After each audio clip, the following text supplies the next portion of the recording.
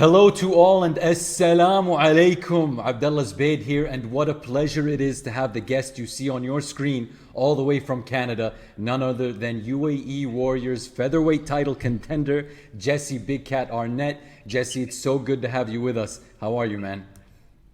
I'm doing fantastic, my brother. Thank you so much for having me on the show, and I'm looking forward to getting back home, back to the Middle East. UAE Warriors is a great promotion, and it's been my mainstay for the last few years. Definitely during the pandemic. So I can't thank those guys enough, and looking forward to next Saturday night. We're looking forward to it as well, and we can't thank you enough for making the time, especially considering the different time zones. You're just starting your day, we're wrapping ours up, and what a better way to end our day than with a conversation with such an exciting fighter. We've got plenty we want to talk about, Jesse. We're super interested in your upcoming fight and your thoughts on it. But before that, you've got a film coming out in the next few months based on your true life story. We saw the trailer on your Instagram account. It got us super hyped for the movie. For those who haven't seen it, tell us a little bit about it. Yeah, Black Sheep Media, Black Atlas Films. I have some friends in Hollywood. They're actually Paul Black. He's an actor, and they wanted to get into producing, and I actually grew up with these kids, and they moved to Hollywood about 12 years ago, and they followed my story, and they wanted to do their first movie, and what a better tale to tell than mine, their friends. It's a true underdog story about rising from the ashes, proving anything's possible, and we started filming in Orange County last September, and then we filmed a little bit in Florida when I was training at Sanford MMA, and then we fought in Dubai, we fought in Abu Dhabi, earned the title shot, and they're actually on location here. We're going to get a haircut in a couple hours, and we're actually going to get that small bit in there. We've been filming all week, the training, multiple gyms. I'm excited. We're looking to cap the movie off with a world championship next Saturday. So big plans, big things coming up, and we're excited about that. Let's hope so. We're excited as well. You're, of course, used to being in front of the camera for interviews and fights. Was it any different filming the movie? You know what? I have a lot more respect for these people in Hollywood than I initially thought. Maybe a 1 minute scene, I thought it was perfect, and then these guys want to try it 4, 5, 6 times. So we could be doing something for, say, an hour and a half, and that's going to be a 15-second to 30-second clip in the movie. So it's a lot more work than I anticipated. However, I'm pretty organic, and I've been getting a lot of it on the first take, and it's just really digging into my upbringing, and I had some hard years where after I missed the Olympics in wrestling, I was 25 years old and I quit wrestling, and I shouldn't have really. And then I found myself back in my hometown, Mission, BC. It was about an hour outside of Vancouver in 2007, 2008. It was actually the murder capital of Canada. It was not a good place. And because of my little bit of notoriety from wrestling, I was a little bit of a local celebrity. I hadn't even done MMA yet, and I started hanging out with the wrong crowd, and I started taking some recreational drugs that led to some other drugs that could have really taken my life if I didn't find mixed martial arts and get back on the right track.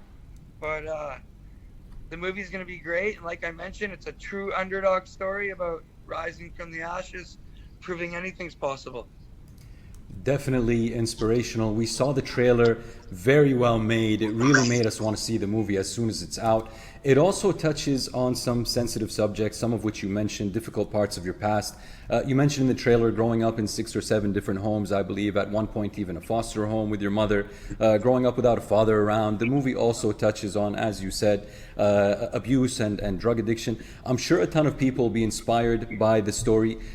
Could you let us know, Jesse, how you overcame that part of your life, the drug addiction, the difficulties that you went through?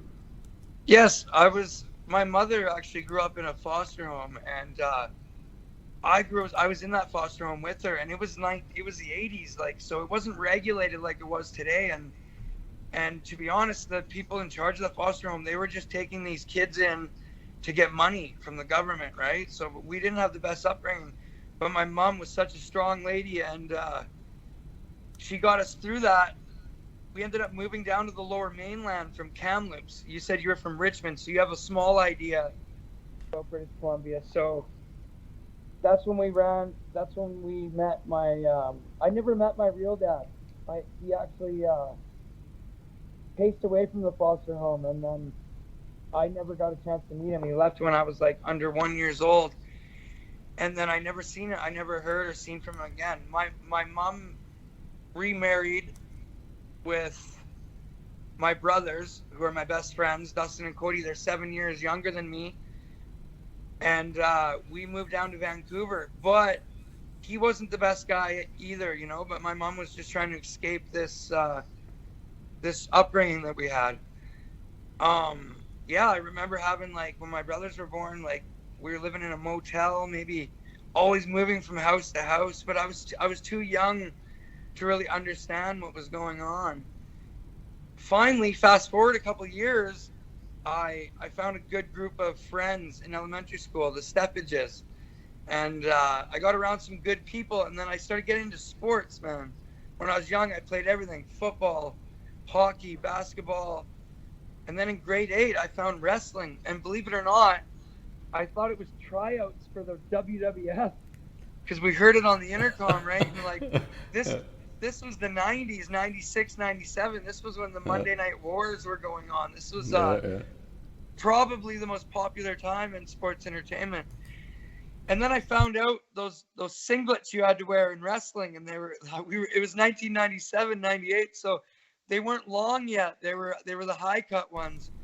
And for about 2 years, I tried to quit amateur wrestling. I had a good principal who pulled me into his office and said, "Jesse, you're going to go nowhere in basketball. You need to keep wrestling." And then I ended up winning nationals in grade 10, which was huge. I was the first national champion under 16 from my high school. And then grade 11 and 12, I was I third at nationals or second at nationals in grade 11. And then I won the national championships in grade 12. I got a scholarship to Douglas College. And then I won the junior nationals my second year in university. So I'm on the national team now, traveling around the world. My goals were to be an Olympian. My goals were to go to the Olympics, the 2004 Olympics. I actually qualified second. I was an Olympic alternate. And I was a little bit bitter because Canada had spent so much money on the Russians and the Iranians to bring them into our country. I was the #1 born Canadian wrestler for 7 years in my weight class. If it was #1 born actual Canadians, I would have went to 2 Olympic Games. But maybe if I did that, I wouldn't be sitting here talking to you today, because MMA ended up being my love, right? So, well, to make the story a little bit short, I quit wrestling at 25, ended up hanging out with the wrong crowd. Fell off, man. I was doing some bad stuff, hanging out with the wrong people. That's the main thing, man. You're only as good as the people you're hanging out with. And I ended up getting robbed for some stuff that wasn't mine at gunpoint. Like, could have died in Surrey of all places. You know how bad Surrey is. And then all of a sudden I started taking Oxycontin. And then I had some people around me who told me not to take oxys, and I started taking heroin, believe it or not. I wasn't banging it or anything. I was snorting it. And even worse, I was a functional addict. So not everyone around me knew I was on it. And I wasn't doing enough to, like, spiral out of control, just enough to feel normal every day, right? However, when we got robbed and all of a sudden I owe $60,000, $80,000 to the wrong people, I literally lived in my car for like 9 months, paid off as much as this debt as I could, doing bad stuff. And then I had a good uncle who told me to get out of there. And then a wrestling coach, Dave Mayer from Ontario, he sent me and my brother some money, Cody, and he was going through some hardships at home too. And then Cody and I left Ontario. and I took off with like 80 milligrams of methadone. Methadone's what you take to get off heroin, I guess. And Dave Mayer and Joel Powell took me in. I made my way to Ontario. This was like 2010. And then I got into mixed martial arts. I ended up back here in Alberta. At the beginning, though, I wasn't training properly. I started my career off 4 wins and 4 losses. I hadn't signed up for jiu-jitsu. I thought it was fun to go down to the casino on Friday night and fight. Even though I was doing okay. The fights I won in a minute. But the fights I lost, I kept getting caught in submissions. And I'm like, I'm a grappler, man. I can't get caught in submissions. I got to learn this jiu-jitsu stuff. I learned the jiu-jitsu. I put a lot of time in, and then I won 12 fights in a row. I went 15 wins, 4 losses. It was one of the biggest runs in Canadian mixed martial arts history in the modern era. And then I actually made the UFC in, I qualified for the UFC. I got a contract in 2017 to fight Dan Age on short notice on a pay-per-view in Boston. And unfortunately, the promoter I was with at the time, Stefan Petre, TKO MMA, they did not let me out of my deal, which is mind-blowing because it is what it is. I'm happy where I'm at now, but I would have never been cut from the UFC. I would have been there. I would have been that guy you had to beat to get into the top 10, get into the top 15. Maybe I would have lost. Well, I for sure would have lost, but I've only ever lost 2 in a row in my career, and even in the last little bit, my last few opponents have been harder than guys in the UFC. With Dennis, the Russian, even Elias, the Brave champion. He's tough, man. He's UFC caliber. Ray Borg is the best guy I ever fought. Johnny Bedford, even before, the list goes on. I'm definitely battle tested. I ended up losing to Josh Hill, one of the top Canadian bantamweights, and now because of my age, I don't look it, thankfully. And I just beat a 26-year-old prospect from Dagestan, so I don't feel it. Yes, sir. Yes, sir. Yes. So luckily, I'm still competing, and I found a home at UAE Warriors. And UFC this, UFC that, who knows? You know, they don't really take older guys anymore. But I'm not giving up. But I'm truly happy to be where I'm at right now. The UAE Warriors are awesome. You're from the old school too, so it's like Pride, fireworks, and the huge screen, and we're literally staying at Fight Island.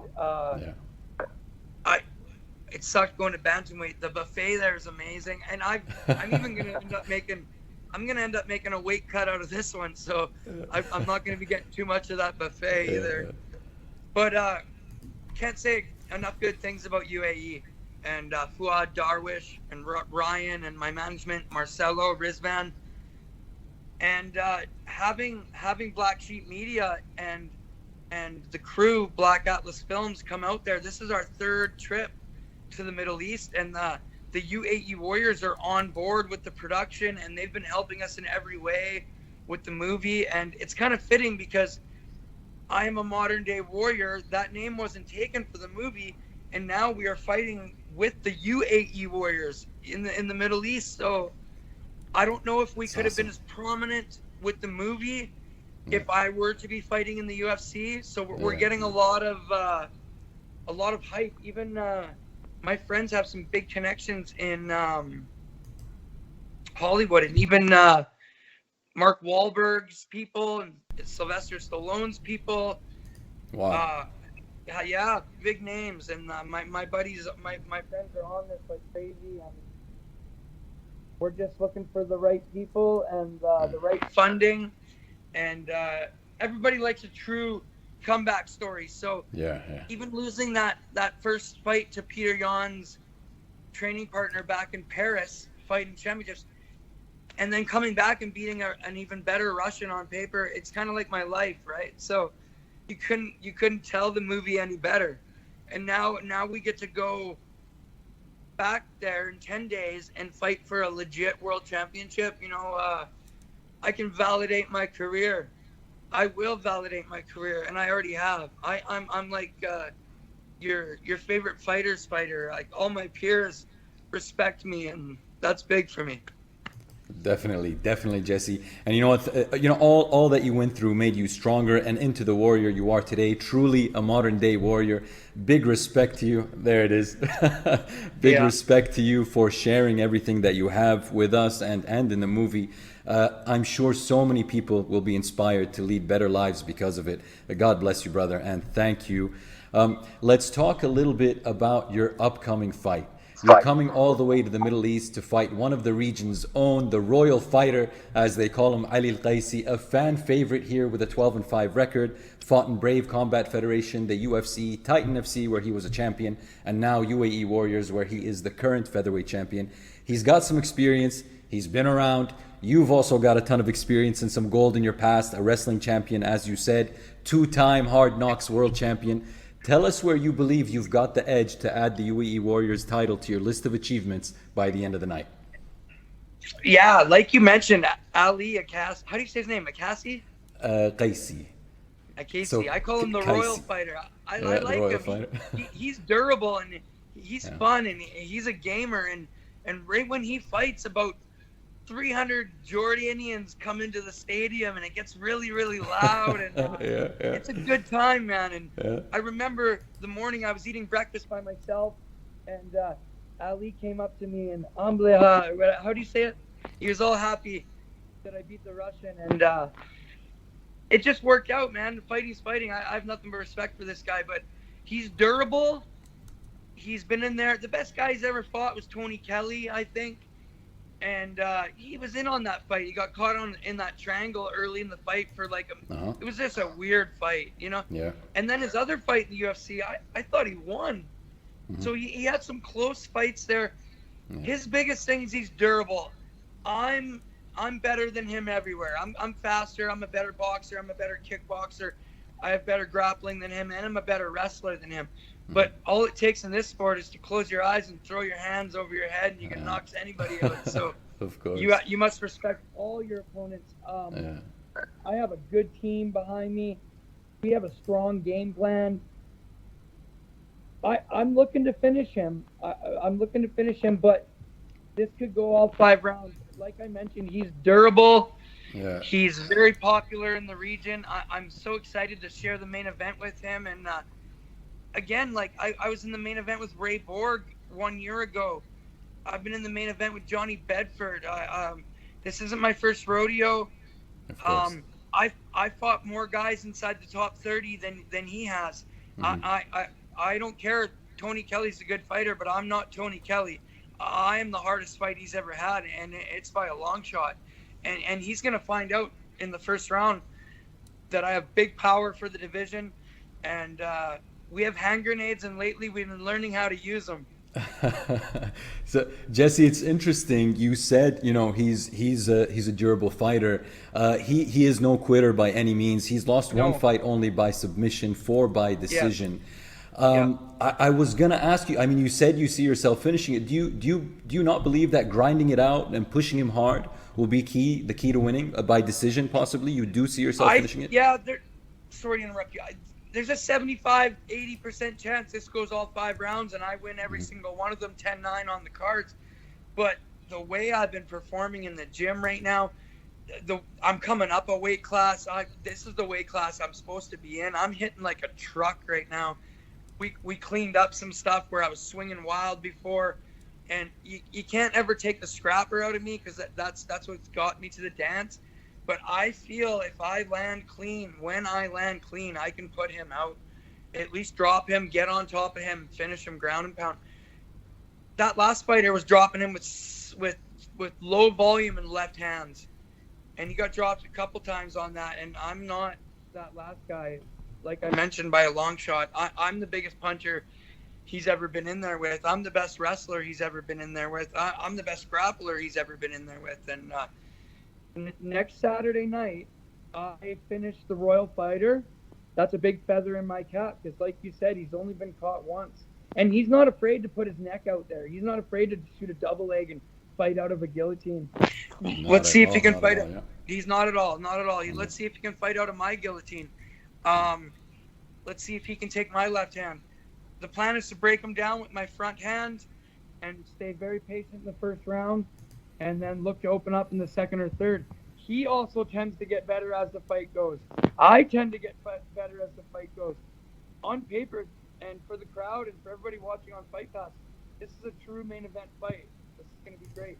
No doubt, no doubt. Now, Jesse, we've seen you in a bunch of interviews, always talking positive about the Middle East, and just like you have now, the UAE specifically.